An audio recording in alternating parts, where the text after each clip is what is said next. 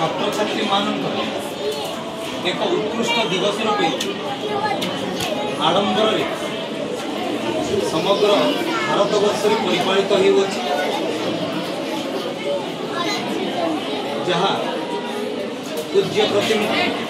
भारतर पूर्वतन राष्ट्रपति डॉक्टर सर्वपल्ली राधाकृष्णन जन्मदिवस समस्ते आम सगौरव गुरु दिवस रूपे परिपालन करुँच। गुरु शब्दर तात्पर्य बुझाइबा गले गुरुजी यही दुईटी शब्दर दुईटी अक्षर समाहार रे जो गुरु शब्दटी गठित गुरु अर्थ होउची कौन अज्ञानता रूपी अंधकार एवं रूर अर्थ होउची ज्ञान रूपी आलोक। आलोकर वर्तिका साजी जड़े व्यक्तित्व जेतेबेले अज्ञानता रूपक अंधकार समग्र कलुष कालिमा समाज रे संसार रे परिप्लावित होइथिबा सही अंधकार रो कालिमा को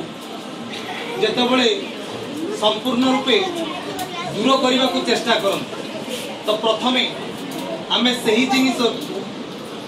आम परिवार जेतेबेले आमे प्रारंभिक अवस्था रे मातृगर्भरु जन्म लाभ कर पितांक संपोषण रे आमे जेतेबेले उद्वर्धित होबाकू चेष्टा कर तेणु पितामाता को प्रारंभिक गुरु रूपे स्वीकार से होउचंदी प्रथम गुरु तांको निकट जीवन चीर ऋण जेते देले जेते सेमानंको पई करिले भी आमे केबे परिशोध करि परिबा नाही। तेणु आद्य गुरु बा प्रारंभिक गुरु रूपे आमे जन्मित पितामाता को पाइले। पितामाता होउचंदी सर्वप्रथम प्रारंभिक गुरु जहांकर आशीष आशीर्वाद प्रेरणापद एवं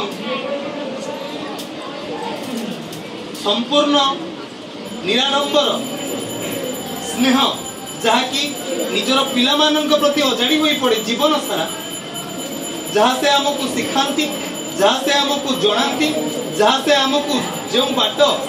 चलने को परामर्श दियंती सही अनुजाई आमर जीवन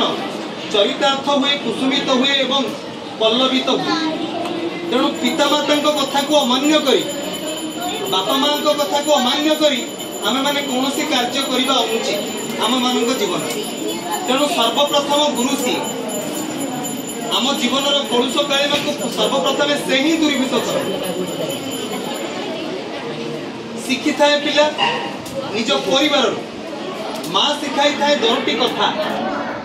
कहिबार शैली आचार आचरण चाली चलन भाव भंगी रंग ढंग वेशभूषा सब प्रकार जिनिस आमे निज परिवार मध्य शिक्षा करि।